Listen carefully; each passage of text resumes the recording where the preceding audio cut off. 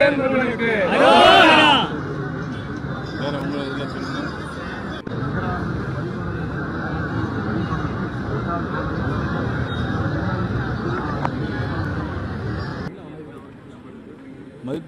திருமாவளவனை பார்த்து நான் கேட்குறேன். இப்போ இன்றைக்கி இவ்வளோ பேர் வந்திருக்கிறோம். இதில் ஏதாவது பொது அமைதி வந்திருக்கா? நீங்கள் பார்த்துருக்கீங்களா? நீங்கள் சொல்லுங்கள், நீங்கள் மட்டும் சொல்லுங்கள். இதில் பொது அமைதிக்கு குந்தகம் விளைவிக்கிற வகையில் எங்கேயாவது இருக்குதா? இல்லை.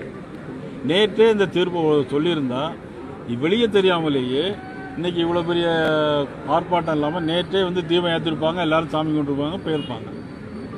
ஆக இதில் குந்தகம் விளைவிப்பது யார் அப்படின்னா தமிழ்நாடு முதலமைச்சர் ஒருதலை பட்சமாக வாக்கு வங்கி அரசியலுக்காக பெரும்பான்மை சமுதாய மக்களை புண்படுத்துகின்ற வகையில் சிறுபான்மையினர் ஓட்டுகளை வாங்க வேண்டும் என்பதற்காக தேர்தல் நெருங்கி கொண்டிருக்கிற இந்த சூழ்நிலையில் தேவையில்லாத குற்றச்சாட்டுகளை நமது மதிப்புக்குரிய திருமாவளவன் அவர்களும் இந்த நாடாளுமன்ற உறுப்பினர் திரு சு வெங்கடேசன் அவர்களும் நீதிமன்றத்தையே நீதிபதியே அவதூறாக பேசியிருக்காங்க.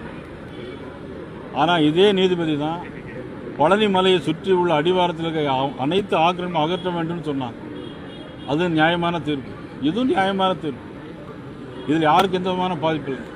எனக்கு இன்னும் சொல்லப்போனால் அவர்களை விட இஸ்லாமிய நண்பர்கள் நிறைய பேர் எனக்கு நண்பர்கள். நான் உலகம் பூரா எங்கே போனாலும் எனக்கு இஸ்லாமிய நண்பர்கள் தான் எல்லா இடமும் தங்குறதுக்கும் எல்லா ஏற்பாடும் அவங்க தான் செஞ்சு கொடுக்குறாங்க. இன்றைக்கி ஹாங்காங்லேருந்து எனக்கு ஃபோன் பண்ணுறாங்க, ஏன் இந்த தேவையில்லாதெல்லாம் இவங்க அரசாங்கம் பண்ணிகிட்ருக்கு அப்படின்னு ஹாங்காங்லேருந்து எனக்கு ஃபோன் வந்துருக்கு. அது மட்டும் இல்லை, ஒரு நீதியரசரை, அதாவது என்னென்னா நீதிபதியை குற்றம் சாட்டினால் அதுக்கு என்ன தண்டனை உண்டுமோ அதை தமிழக அரசு நிச்சயமாக பெற்றுக் கொடுக்க வேண்டும். ஒரு பிரச்சனையும் வந்திருக்காது. நேற்றே அழகாக கார்த்திகை தீபம் ஏற்றிட்டு போயிட்டே இருப்பாங்க. இன்றைக்கி இவ்வளோ பெரிய போலீஸு கெடுபிடி இதையெல்லாம் தேவையில்லாத ஒரு பதட்டமான சூழ்நிலை உருவாக்குனது இந்த தேசிய ஜனநாயக கூட்டணி. இன்னொன்று, நான் இந்த திமுக அரசாங்கம் இந்த தேசிய ஜனநாயக கூட்டணி எங்கள் கூட்டணி, அவங்க கூட்டணி ஐக்கிய கூட்டணி.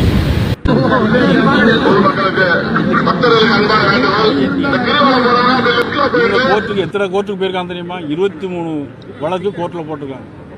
சார் அதுக்கு போட்டிருக்காங்க. அது பிறகு ஜிஎஸ்டி அதுக்கு கோர்ட்டுக்கு போனாங்க, அதுக்கு நல்ல குட்டி அனுப்பி விட்டாங்க. அதுக்கு பிறகு பார்த்தீங்கன்னா ஆதார் கார்டு அதுவும் வேண்டான்னு போனாங்க, அதையும் நல்ல குட்டி திருப்பி விட்டாங்க. ஆர்டிகிள் 370 அதுக்கும் கோர்ட்டுக்கு போனாங்க, அதையும் தலையில் குட்டி திருப்பி அனுப்பி விட்டாங்க. பிறகு என்னென்ன வழக்கு உண்டோ அவ்வளவும் போகிறது. நீட் எக்ஸாம் அதுக்கும் கோர்ட்டுக்கு போனாங்க, அதுலேயும் தலையில் குட்டி திருப்பி அனுப்பி விட்டாங்க. ஓட் சோரி அப்படின்னு சொன்னார் ராகுல் காந்தி, அதையும் தலையில் குட்டி அனுப்பி விட்டாங்க. பிறகு ஆளுநருக்கு எதிராக கேஸ் போட்டாங்க, அதையும் தலையில் குட்டி திருப்பி அனுப்பி விட்டாங்க. பிறகு பார்த்தீங்கன்னா இன்னும் நிறைய கேஸ். இப்போ இடபிள்யூஎஸ் அதுவும் கோர்ட்டுக்கு போனாங்க. மத்திய அரசு அதாவது மிகவும் பாதிக்கப்பட்ட சமுதாயங்களை ஒன்று திரட்டி இடபிள்யூஎஸ்க்கு ஒரு 10% இடஒதுக்கீடு கொடுத்தாங்க, அதுவும் வேண்டான்னு கோர்ட்டுக்கு போனாங்க. இதெல்லாம் திமுக அரசாங்கம், ராகுல் காந்தி அரசாங்கம் அதெல்லாம் செஞ்சது.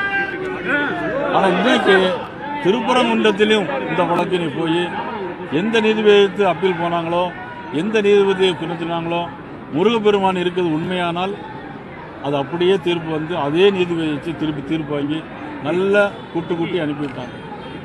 ஒரு தேவையில்லாத பதட்டத்தை உருவாக்குனது இன்றைக்கி யார் அப்படின்னா தமிழ்நாடு முதலமைச்சரும் காவல்துறையும் இந்த மாவட்ட ஆட்சித்தலைவரும் தான்.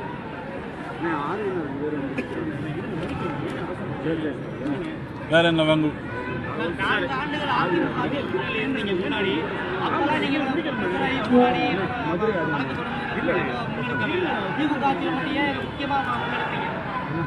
சார், இது முன்னாடியே வழக்கு நிலுவையில் தான் இருக்கு, முன்னாடியே இருந்துகிட்டு தான் இருக்கு.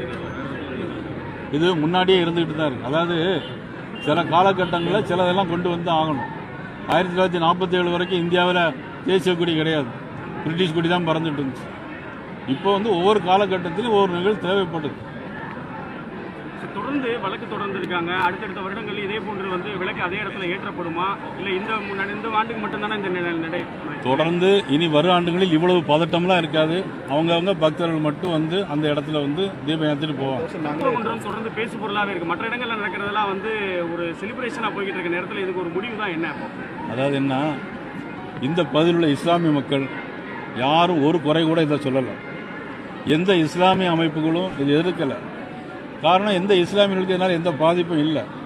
இன்னொன்று, பாரதிய ஜனதா கட்சியை பொறுத்த மட்டிலும் பிரதம அமைச்சர் இன்னைக்கு 3வது முறை பிரதம அமைச்சராக வந்திருக்காங்க. 3 முறை குஜராத்தில் முதலமைச்சராக இருந்தாங்க, 3வது முறை பிரதம அமைச்சராக வந்திருக்காங்க. ஒரு முஸ்லீம்களுக்காவது ஏதாவது தொந்தரவு இருக்கா? இதுவரையில் ஒரு பாதிப்பு கிடையாது. நீங்கள் எல்லாரும் சொல்லுங்கள், ஏதாவது இஸ்லாமியர்களுக்கு பாதிப்பு சொன்னால் நானே முன்ன வரேன் உங்களுக்கு. ஆக இந்த இஸ்லாமியர்களை இந்துக்களையும் பிரித்தாளுகிற சூழ்ச்சியில் திமுக தீவிரமாக இருந்து கொண்டிருக்கிறது. ஒரு வகையில் அவங்க இந்து தர்மத்தை கடைபிடிக்கிறார்கள், அவங்க வீட்டில் குடும்பத்தில் இந்து தர்மத்தை கடைபிடிக்கிறாங்க. ஆனால் இது ஒரு போலி வேஷம், போலி மதச்சார்பின்மை, சூடோ செக்குலரிசம். மதிப்புக்குரிய அத்வானி அவர்கள் சொன்ன மாதிரி போலி மதச்சார்மையில் ஒரு போலி அரசாங்கத்தை நடத்தி கொண்டிருக்கிறாங்க. இதுக்கெல்லாம் விடிவாலம் வெகுவெல்லாம் வரும். தேர்தல் நெருங்கக்கூடிய நேரத்தில் இது போன்ற ஒரு கையாள, அதுவும் தென் தமிழகத்தில் மிக முக்கியமாக இருக்கக்கூடிய மதுரை மாவட்டத்தில் இந்த நிலை அப்போ என்னதான் இருக்கும் சார்? அறுபடை வீடுகளில் முதல் படை வீடு. இன்னைக்கு எல்லா முருக பக்தர்களும் வீரவேல் வெற்றிவேல் சொல்லிட்டு இருக்கிறோம்.